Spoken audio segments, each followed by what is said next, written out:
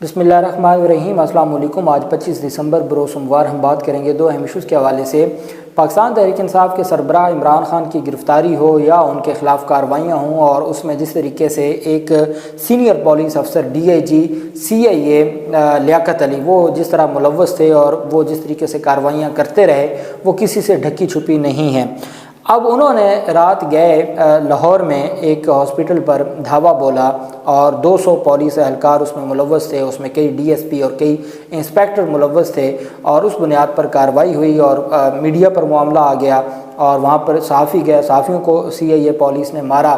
تو اس بنیاد پر ان کو نہ صرف ان کے خلاف اندراج مقدمہ کا حکم جاری ہو گیا ہے بلکہ ان کو عہدے سے بھی ہٹا دیا گیا ہے۔ اس کی تفصیل میں آپ کے ساتھ شیئر کروں گا، اور ساتھ ہم بات کریں گے پاکستان تحریک انصاف کے سربراہ عمران خان کی مختلف جو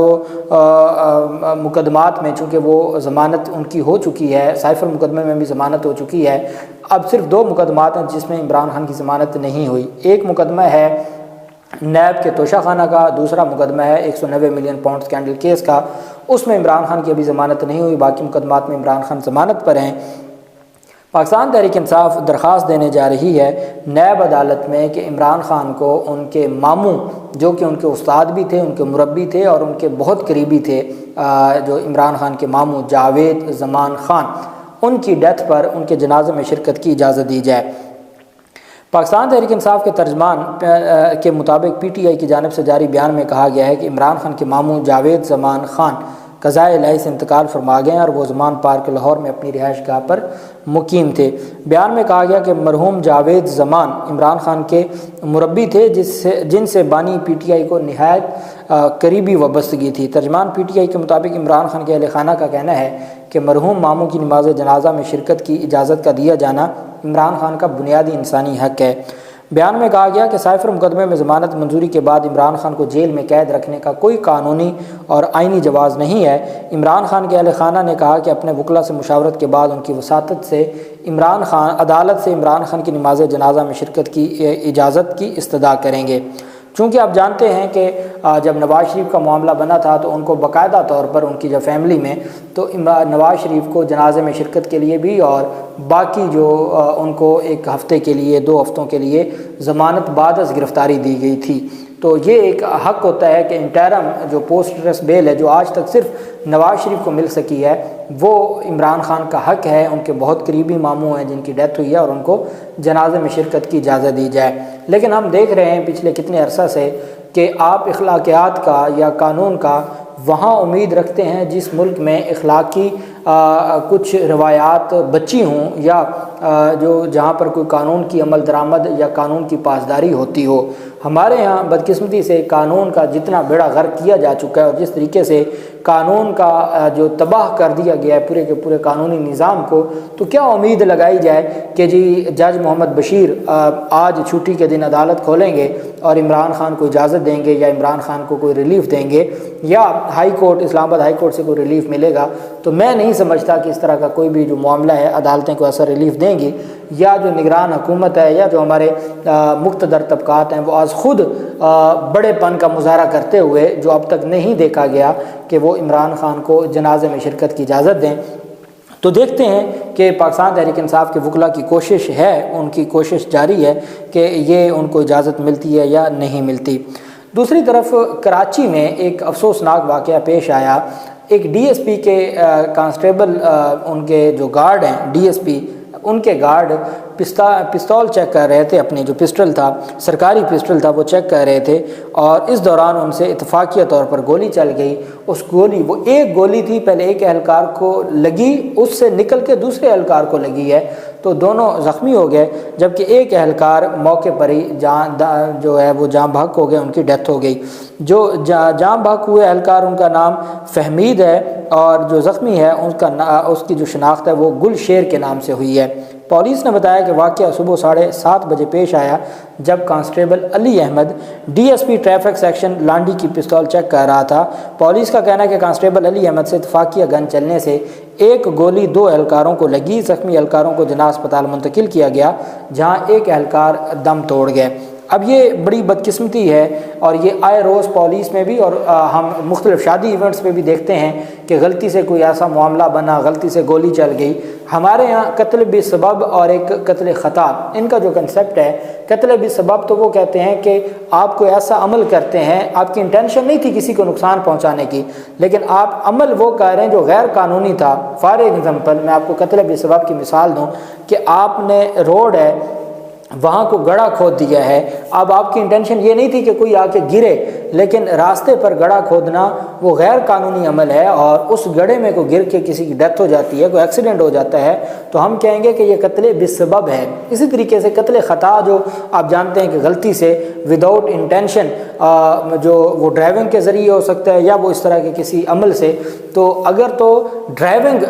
کرتے ہوئے قتل خطا میں کسی کی جان چلی جائے تو وہ 10 سال سزا بھی ہے اور دیت بھی ہے۔ ویسے اگر قتل خطا میں کسی کی جیسے یہ عمل ہے کہ غلطی سے گولی چل گئی تو یہ صرف قتل خطا میں دیت ہے۔ اب یہ دیت کا جو معاملہ ہے، دیت کون دیتا ہے؟ ریاست دیت دیتی ہے یا وہ اہلکار دیت دیتا ہے؟ اور اس طرح کی جو ہے کہ اب آپ دیکھیں نا اس فیملی کی جس کا کانسٹیبل جس کی بیچارے کی ڈیتھ ہو گئی ہے، انتہائی افسوسناک معاملہ ہے، تو ان کی فیملی کی ان کی تو دنیا ختم ہو گئی، ان کے تو جو نظام تھا وہ تباہ ہو گیا۔ تو اب اتنی لاپرواہی، اتنی غفلت کہ آپ پسٹل چیک کر رہے ہیں یا اس کی صفائی کر رہے ہیں، سرکاری پسٹل ہے، سرکاری ہتھیار ہے، آپ اس کو چیک کر رہے ہیں یا آپ اس کی کوئی اس طرح کی آپ اس کو جو اس کو ٹھیک کر رہے ہیں، اس میں کوئی خرابی ہے اس کو ٹھیک کر رہے ہیں، تو کم از کم آپ اتنی تو احتیاط کریں کہ آپ ایسی جگہ پر بیٹھ کے وہ اس کو چیک کریں جہاں کوئی اور موجود نہ ہو، یا پہلے آپ تسلی کر لیں کہ وہ خالی ہے یا نہیں ہے۔ لیکن ایک قیمتی جان کا چلے جانا، وہ بھلے کسی کی غلطی سے چلی جائے، وہ انتہائی افسوسناک ہے، اور ایسے جو کارروائیاں ہیں ان کو ہمیشہ کے لیے روکنے کے لیے پولیس کو اپنا نظام بنانا ہوگا۔ نہیں تو ہر مہینے ہم سنتے ہیں کہ پولیس اہلکار سے غلطی سے گولی چل گئی، دوسرے اہلکار کی جان چلی گئی، تو یہ انتہائی بدقسمتی کا معاملہ ہے، اور اس پر ہر صورت جو کارروائی ہے وہ ہونی چاہیے۔ دوسری طرف سے یہ کہ ڈی آئی جی ہیں اور ملک لیاقت علی، مشہور زمانہ ملک لیاقت علی، وہ جب ہم پاکستان تحریک انصاف کے خلاف کارروائیاں، عمران خان کی گرفتاریوں کے وقت اور مختلف مواقع پہ ہم دیکھتے ہیں کہ وہ سب سے آگے ہوتے ہیں۔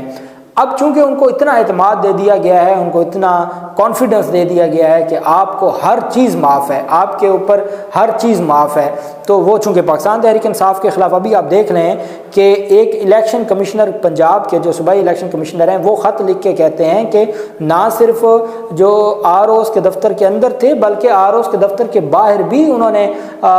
پولیس نے کاغذات چھینے، اندر بھی کاغذات چھینے، انہوں نے ہراساں کیا، انہوں نے بدسلوکی کی۔ تو وہ پولیس جو اتنی بڑا کارنامہ سر انجام دے چکی ہو، تو وہ کسی حد تک بھی جائیں گے۔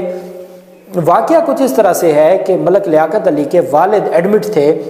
وہ کہتے ہیں ملک لیاقت علی کہ میرے والد وینٹیلیٹر پہ تھے، ان کی حالت ٹھیک نہیں تھی، ان کے کچھ ٹیسٹ ہوئے تھے، ان ٹیسٹوں کی رپورٹ نہیں آ رہی تھی، اور میں نے صرف ان سے پوچھا کہ جی رپورٹ کیوں نہیں آ رہی، تو آگے سے پھر معاملہ خراب ہو گیا۔ لیکن جو ہاسپٹل والے ہیں وہ کہتے ہیں کہ انہوں نے بدمعاشی کی، بدمعاشی کر کے انہوں نے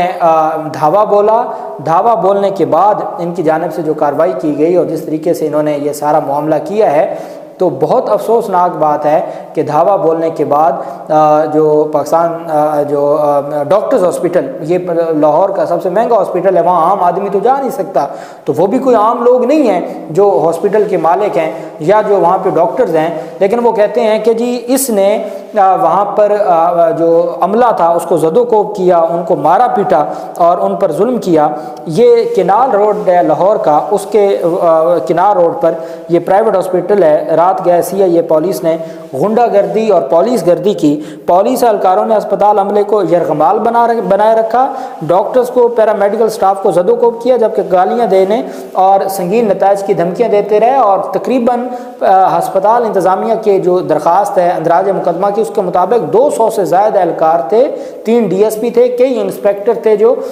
DIG CIA لیاقت علی کی ایما پر اور ان کے کہنے پر انہوں نے دھاوا بولا۔ انہوں نے CCTV فوٹیج کا جو پورا CDR تھی وہ بھی اپنے قبضے میں لے لی، وہاں پر ان کو مارا پیٹا، ان پر دھاوا بولا، غنڈہ گردی کی اور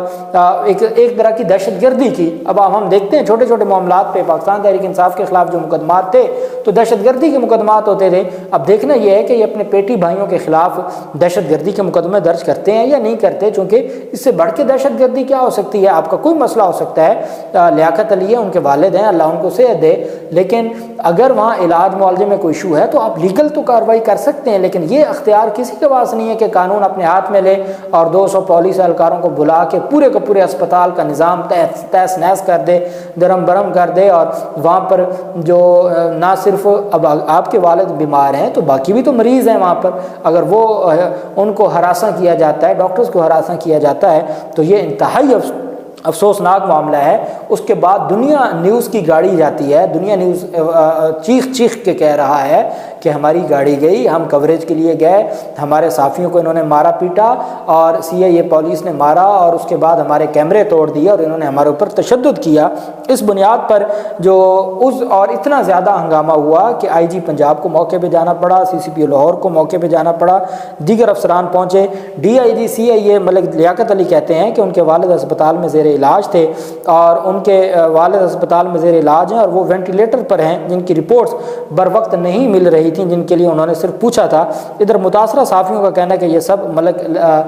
جو ہیں ان کی ایما پر کیا گیا ہے اور ملک لیاقت علی کی ایما پر کیا گیا ہے۔ اب جو اندراج مقدمہ کی درخواست ہے اس میں نجی اسپتال پر دھاوا بولنے اور تشدد کرنے پر اسپتال انتظامیہ نے CIA پولیس کے 3 DSP سمیت 200 اہلکاروں کے خلاف اندراج مقدمہ کی درخواست دائر کر دی، اور اس میں یہ مطالبہ کیا گیا کہ ان کے خلاف مقدمہ درج کیا جائے۔ اب جب آپ ان کو اتنا اعتماد دے دیتے ہیں کہ بھئی آپ جو کریں آپ کو کوئی نہیں پوچھے گا، آپ کو کوئی پوچھنے والا ہے ہی نہیں، اور آپ کو ہر طرح کی اجازت ہے، اب ان کو OSP بنا دیا ہے، عہدے سے ہٹا دیا ہے، اور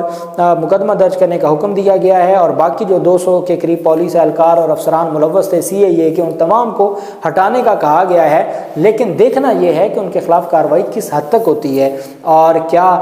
یہ دہشت گردی کے مقدمات ہوتے ہیں، ان کا بھی اس طرح کا ٹرائل ہوتا ہے، کہ ایک ہسپتال، آپ کو یاد ہوگا وکلا نے جو کیا تھا جو انتہائی غلط تھا، جو پنجاب انسٹیٹیوٹ آف کارڈیالوجی پر، جس کی ہم نے اس وقت بھی مذمت کی تھی، تو وکیلوں کے خلاف دہشت گردی کے مقدمات بنے تھے، تو یہاں بھی کیا وہ بھی ہسپتال تھا، اور غلط بات تھی، یہاں بھی غلط بات ہے۔ کوئی بھی اپنے عہدے اپنی طاقت کا استعمال نہیں کر سکتا، کوئی قانون ہاتھ میں نہیں لے سکتا۔ تو اس بنیاد پر میں سمجھتا ہوں کہ یہ لوگ چونکہ یہ عمران خان اور پاکستان تحریک انصاف کے خلاف بڑھ چڑھ کے کارروائیوں میں ملوث تھے، تو یہ اتنی بڑی ان کی